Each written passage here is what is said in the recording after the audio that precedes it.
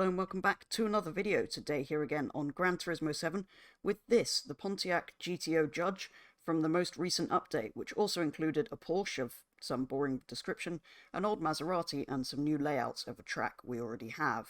The track in question is Catalunya, and one layout they've added is the Rallycross circuit. So I thought, as I wasn't terribly excited by the cars in this most recent update, instead of doing a traditional review style video on any of them, I would take this GTO and race it against some other classic muscle cars, as well as some other vehicles from that era, to fill out the grid around that new Rallycross circuit. Because what can possibly go wrong with driving classic muscle cars around a partially dirt racecourse? So here we go for a 3-lap race around the Rallycross circuit in our muscle car. I'm just going to lift off slightly off the line because it made me put rally tyres on to be allowed to race here. And I don't think any of this lot do have that, unless it does it by default, which would make sense, but I don't think it has, and it would have taken a long time to go and equip all of these vehicles with rally tyres. They're all custom chosen out of my garage, so that's why I'm doing that, but we'll now go. I did also find I don't have that many muscle cars, so between each muscle car will be 2 non-muscle cars from either the 60s or 70s. I'm not very familiar with this version of Catalunya. I don't really know Rallycross tracks very well, so it might take a bit of figuring out as we go, but it's all just a bit of fun really, trying to work our way through the pack of not very good handling cars here, although we're going to have a lot more power than the Beetle on that bit of straight. So yeah, this car, if you're wondering, is 201,000 credits here in Gran Turismo at Legendary Cars. It obviously has a massive V8, 6.5 litre V8, producing 364 horsepowers, so not a lot from a massive engine, and weighing 1,610 kilos, which is actually less than I was expecting it to be, if I'm being honest. A big 60s muscle car. I thought it would weigh quite a bit more than that. Anyway, we're on to lap 2, if we can get it stopped. And a Mustang Fairlady, Corvette, and another Mustang. Muscle cars are doing rather well here. I think they're generally higher performance points, just because they're that much more powerful than everything else. Oh, the Corvettes. Is there a gap there for a massive orange GTO? Come on. I'm glad we went for 3 laps. I don't think 2 laps would really have been a long enough race around here. This, though, has been chaotic all the way through, so you're probably going to see an uncut version of this race at this rate, given how much is going on. Some of these sharp corners, I thought the dirt section would be difficult, but that's actually quite nice because it sort of brings the back round. It's these low speed, quite tight corners that are being difficult here. Side of the BMW, come on.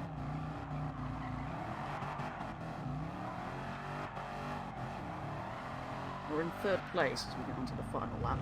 Not sure how well balanced I did this grid. I did think the Camaro being near the front would be a problem, but that might pull away. Being slightly more nimble than some of the other muscle cars, but sorry. Not as nimble as the leader. The Fiat 500's down at the back. That actually started him first, but that's the finish. I don't know what won. What do we reckon won that? That was a quick little race. The Challenger won that. Yeah, so let's have a quick look actually. How did that yeah, it just took off. And you've got the poor little Fiat look in the middle getting pinballed around. There's me waiting to go. Although I'm not doing this as a traditional review style video, it wouldn't really be a Gran Turismo video without us at least looking at the customization. So I'm going to head straight in here and get us some American racing wheels. Shall we go with the ones I've already... you know what, I'm going to buy these ones. Oh, no, hang on, we want them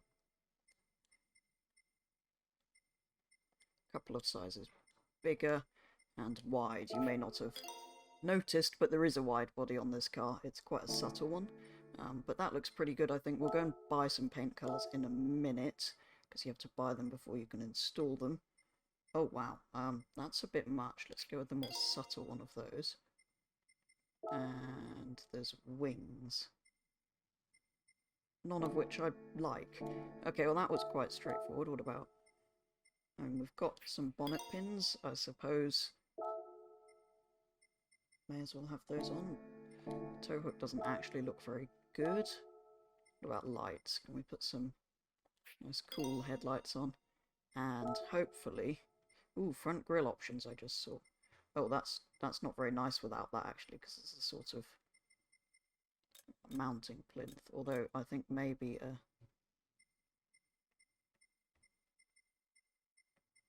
black Gran Turismo one's slightly nicer. What can we do with the... Ooh.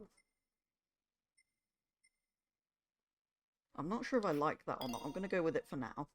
Normally I would try and find a paint by the original manufacturer. It's a shame that the stripes and stuff go, but I actually quite like it without them.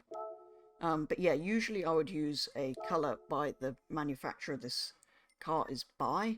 I just didn't find any that were that nice. I'll show you a couple that I bought. There's Ember Mist, which actually looks quite good now I'm seeing it on this car. I wasn't sure, so I bought a couple of them just in case. There was Carmine, which is just incredibly bright red. And the other one was a green. Where did it go?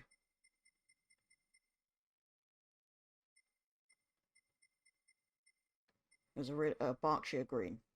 It's a bit too dark, I think, for a classic muscle car. I do quite like it, but I think what I'm going to do is go with that. That looks pretty good.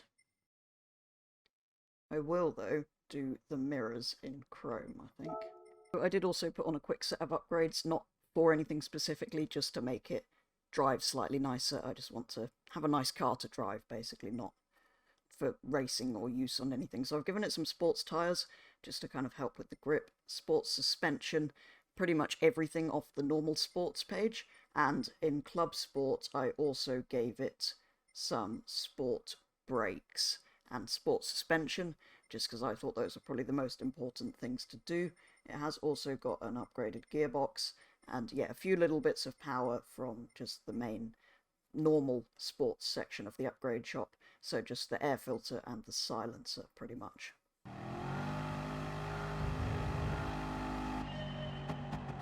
So, we're here at the Catalunya National layout, which is one of the other layouts. The third new layout is no chicane, which is pretty self-explanatory, so I thought I'd see what this one's like. I do love the outside of the cabin rev counter thing they used to do on some of these classic cars. I'm not sure what this gearbox is going to be like. At least it has 5 gears. I think it only had 4 before.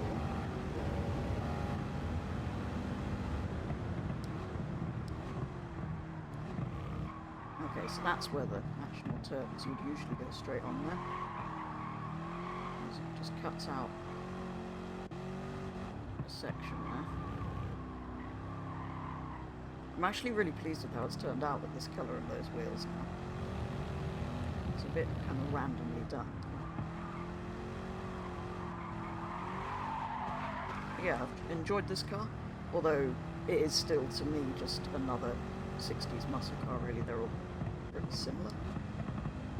There we go. Hopefully you did enjoy a slightly different video taking a look at the new Pontiac GTO Judge here on Gran Turismo 7, and also giving you a glimpse of a couple of the new layouts of Catalunya that have been added along with this car in the most recent update. Like I say, I think the Maserati isn't available in the Legendary dealership anymore, and is quite expensive, but if you do want me to take a look at the Porsche in one way or another, do let me know, because that's another car I'd potentially like to take a look at from this update, even if I'm not the most excited about a Cayman GT4. But anyway, for a first look at the GTO, that is going to be all, so thank you very much for watching, and I will be back with the next video very soon.